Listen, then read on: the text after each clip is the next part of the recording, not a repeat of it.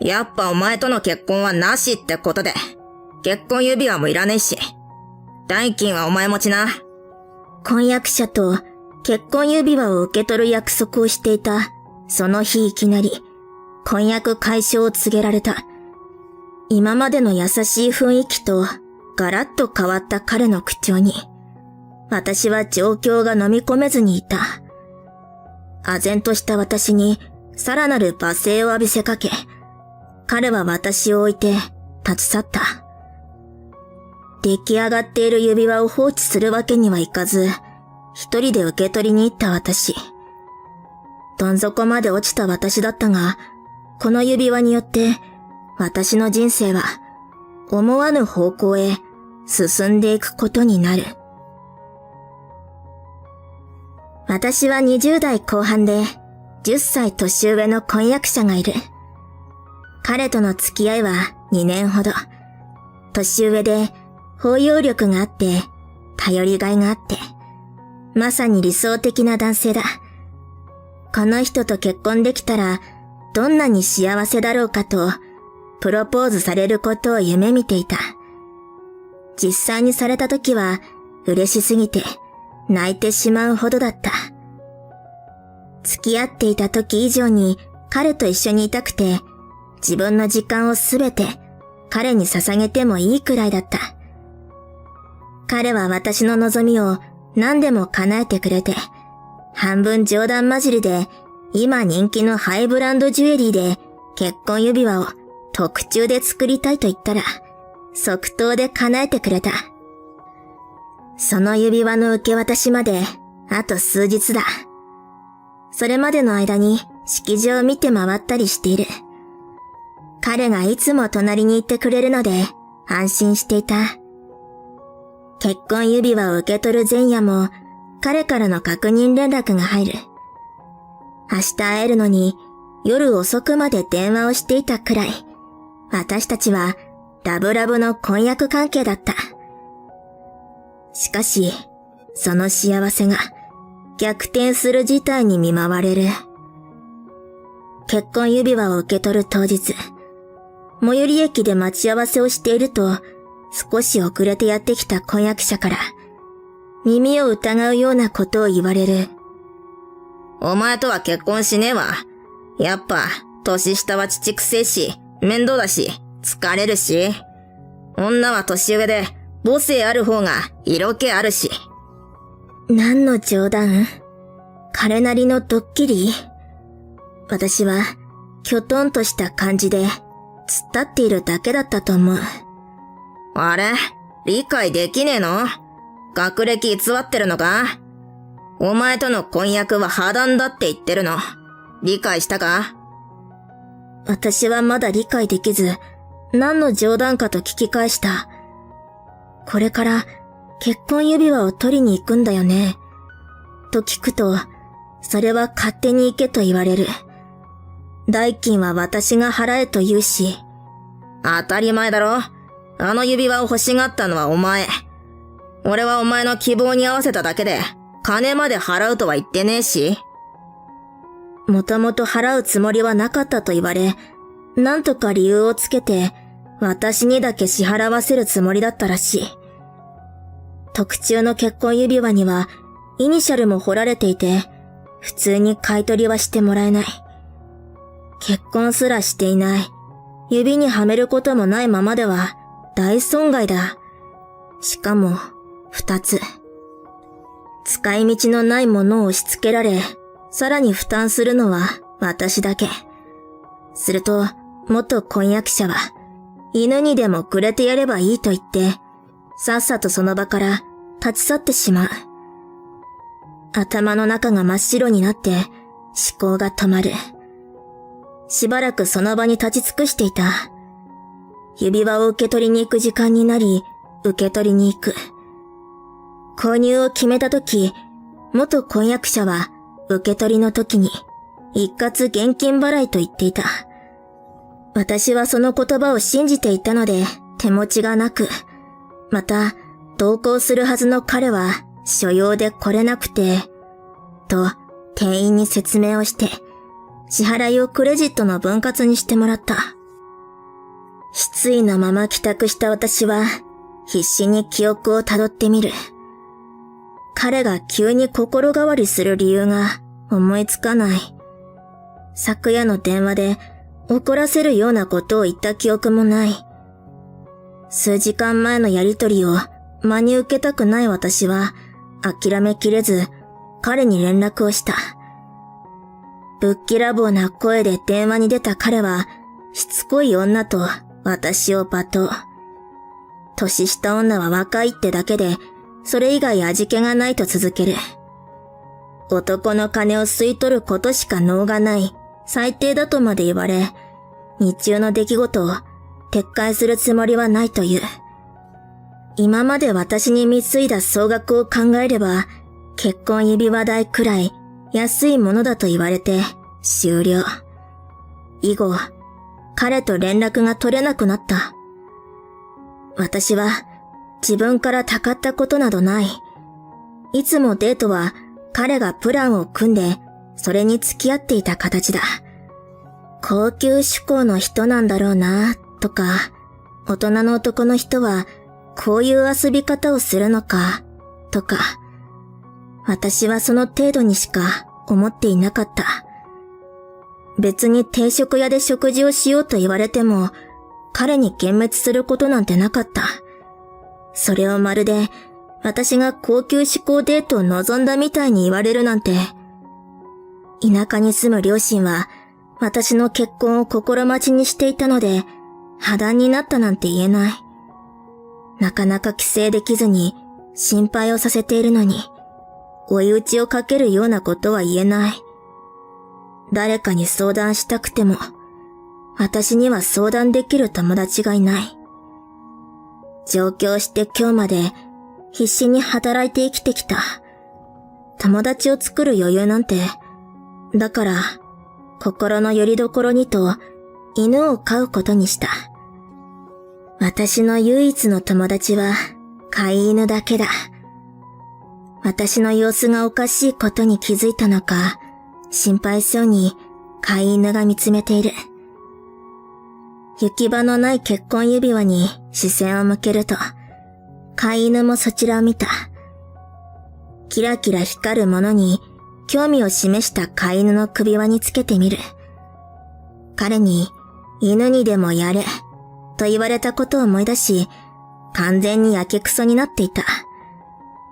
私は嫌なことがあっても一晩寝て起きれば大抵のことは気持ちがリセットできるタイプだった。でも今回は寝て起きても気持ちのリセットはできず、どんよりとしたままで仕事を休んだ。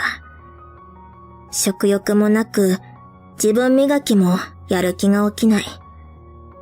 理想のウェディングドレスを着るためと体型維持や健康に気をつけていたが、それらすべてが無意味に思えてくる。それでも飼い犬に対しては私がいないとダメだという意識が動いて、食事を与えたり、ブラッシングしたり、時間になれば散歩に行こうとリードを加えてくる。部屋に閉じこもっていてはダメだと考えを改め、犬の散歩に近くの公園を通った。そこは犬の散歩コースに使う人が多く、同じような人とすれ違い、挨拶を交わすと、少しだけ昨日のことが忘れられた気がした。でも、忘れられるのはその一瞬だけで、常に脳裏には昨日のことがこびりついていた。ベンチに座って休憩をしていると、未就学児っぽい男の子が一人で歩いている。服がボロボロで、服から出ている手足はとても細く、肉付き感がない。あたりを見回すが、保護者らしき人の姿もない。ここ最近、子供の行方不明事件のニュースがあったのを思い出し、私は飼い犬を抱き上げて、男の子に近づいた。こんにちは、と声をかけると、男の子はビクッとして驚く。警戒させたかな、と反省し、犬を見せて散歩中で害はないことを感じてもらった。男の子は犬に興味を示し、触ってもいいかというので触らせてあげる。うちの子は人懐っこくて人間が大好き。男の子に撫でられて犬も嬉しそうだ。相手の警戒が取れたところで、一人なの？パパかママは？もしかして迷子？交番に行く？など、矢継ぎ早に質問をしてしまった私。すると男の子は家にいたくないから自主的に出てきたこと。このあたりはよく時間を潰したり寝泊まりしているから慣れているとのことだった。自主的に出てきたことはいいとして、ここで寝泊まり？よく見れば細いだけではなく、ところどころにあざのようなものがある。こういう時は警察？それとも児童相談所？どっちがいいのかわからず、男の子に保護してもらう？と尋ねた。でも男の子は親が怖いから嫌だと拒んだ。男の子はぽつりぽつりと自身が置かれている状況を私に話してくれた。両親が離婚したこと、母親に引き取られたが怖くて逆らえないこと、本当はお父さんと暮らしたかったこと、そして母親と一緒にいる男が平気で手を挙げてくること、食事も与えられず風呂にも入れてもらえない。学校は金がもったいないからと母親に引き取られてから行かせてもらえていないなど、聞けば男の子は今年で10歳になるという。とても10歳には見えなかった。ろくに食事を与えられていないのなら成長が遅いのも頷ける。公園の近くにコンビニがあり、私はそこで温かいパスタを買ってあげた。食べ終わると、また犬を撫で始めて、首輪についていた指輪に興味を持ち始めた。綺麗な指輪だね。どうしてお姉ちゃんがつけないの？と、今度は私に質問攻めだ。破談になったからとは言えず、サイズ間違えて入らないとごまかした。もっとよく見たいというので見せてあげると、内側に彫られている文字に興味を持つ。日本語とは違うけど、なんて書いてあるの？と聞くので、それはイニシャルで、これをくれた人の名前の頭文字で、と説明しているうちに、気持ちが再びどんよりとなっていく。男の子は遠慮なしに相手の人の名前は何？と聞いてくる。男の子自身の話をしているときは悲しそうな感じだったが、指輪に興味を持ってからはわずかだが明るくなったようにも感じた。この子が明るくなれるなら自虐ネタで面白おかしく話すのもいいかな、なんて思って元婚約者の名前を伝えた。すると男の子は、お母さんの彼氏と同じ名前だ。すごい偶然。というのだ。元婚約者の名前は、いわゆるキラキラネームに近いような、とても珍しい名前だった。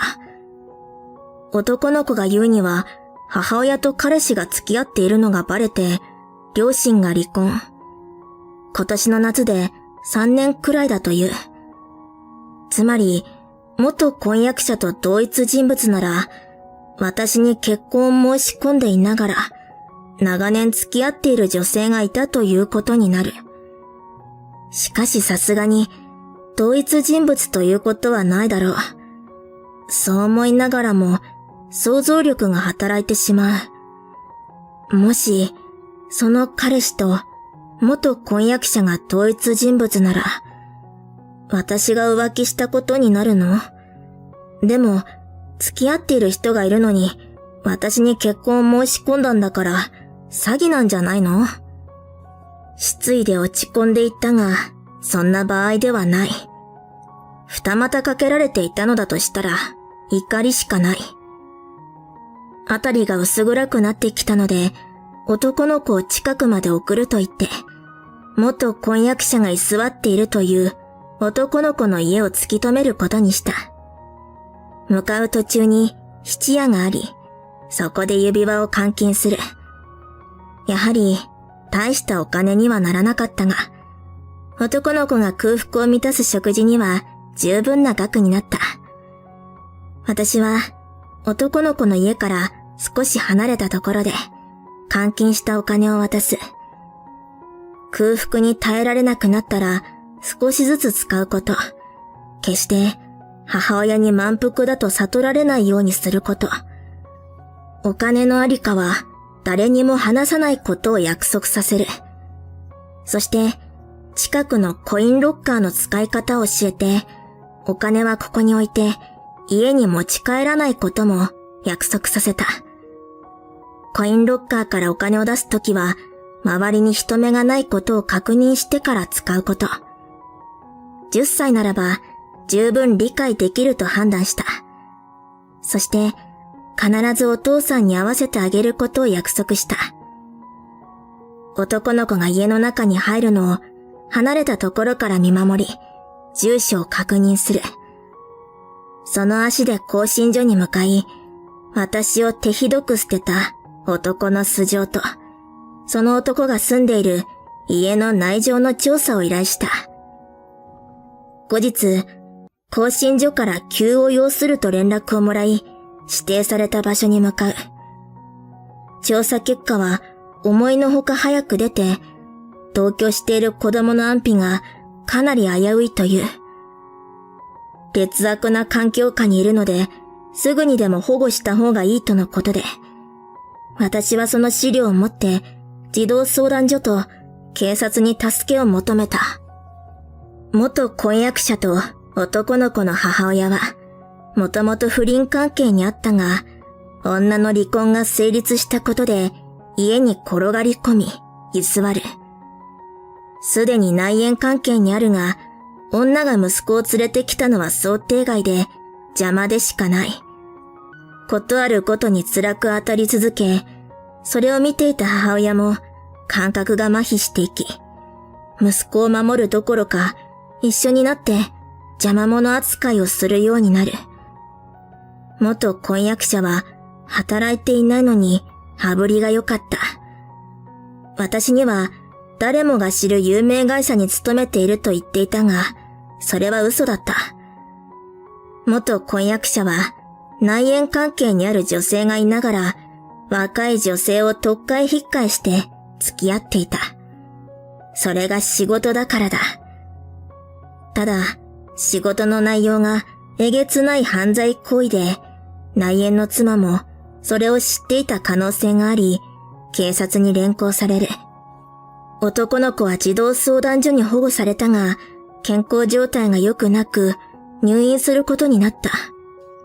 母親たちの犯罪行為をどこまで知っていたかの話を聞くため、何度か警察が訪ねている。私も事情を聞かれに警察に行ったり、男の子の見舞いに行ったりした。男の子の父親とも連絡が取れ、こちらに向かってくれていると聞く。それを知った男の子はとても嬉しそうだった。元婚約者は若い女性を特会引っかえで付き合い、高級宝石店やブティックなどに行って下見調査をしていたのだった。後日、そこが窃盗の被害に遭うこともあったようだ。防犯カメラなどから割り出してはいたが、なかなか尻尾がつかめないでいたらしい。というのも、その都度、雰囲気を変えたりして、巧みに逃れていたらしいのだ。私も、加害者はあの男で間違いないかと確認を求められたとき、すぐにはわからなかった。ただ、声や口調だけは変えなかったようで、話し声で彼だと確信したくらいだ。犯罪の片棒を知らず知らず担がされていたのかと思うと、ゾッとする。私たちが行ったジュエリー店は被害に遭っていないと知らされ、安堵した。元婚約者にはまだまだ余罪があるらしく、徹底的に調べると担当の刑事がこっそり教えてくれた。私はその後、弁護士事務所に行き、婚約中に二股をかけられた件について相談をした。婚約中の不貞行為に対し、慰謝料の請求ができるという。金額は50万円から数百万円と幅があるが、私の事例だとそれなりの額が取れるというので、お願いすることにした。慰謝料が取れたからといって、私の傷ついた心が癒えるわけではないが、先に進むためのけじめにはなると思う。その後、男の子は退院して、父親と祖母と暮らすことになった。落ち着いてから私宛てに手紙をもらう。そこには毎日学校に行けて楽しいこと、友達がいっぱいできたことが書かれてある。そして見覚えのあるロッカーの鍵が同封されていた。それは指輪を換金したお金を隠していたロッカーの鍵だ。すでに期間が過ぎて管理会社が回収していると思う。事情は父親が管理会社に説明してあるので、使わなかったお金を返したいというものだった。私はそのお金を受け取り、両親に送った。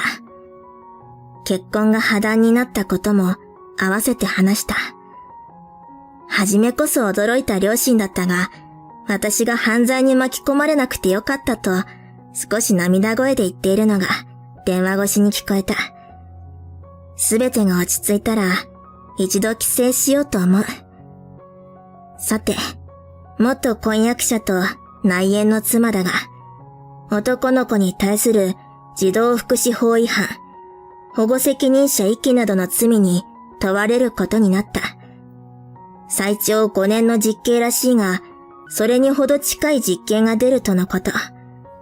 また、内縁の妻には犯人隠避が問われる。加担していれば、元婚約者と同罪が問われるらしい。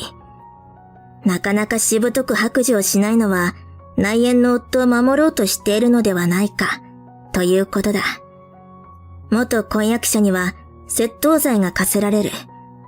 実際に取ったわけではないが、監禁した後に現金収入を得ていたらしいし、しかも指示を出していた張本人ではないかとも見られているらしい。証拠になり得るものもいくつか押収されていて、かなり長い年月、塀の中で暮らすことになりそうだ。そこに、私からの慰謝料の請求が追加され、刑期を終えても、犯した罪の償いは終わらない。また、私と同じように、結婚などの甘い言葉をちらつかせ、高級店に連れて行ってもらった女性から、被害届が出され始めている。私のように、高い買い物をさせられた人は、まだ出ていないが、ニュースで取り上げられ続ければ、似たような被害女性も名乗り出る可能性がある。私は、元婚約者との思い出がある、この町を出ることにした。田舎から出てきた私にとって、とても怖い場所になったからだ。少し郊外に越して、愛犬とゆったり暮らすことにした。また、仕事も転職し、大好きな犬に携わる仕事にした。まだまだ見習いだが、保護された犬たちが新しい里親と出会えるお手伝いはやりがいがある。人間の男性はこりごりだ。私は今、とても充実した人生を歩んでいる。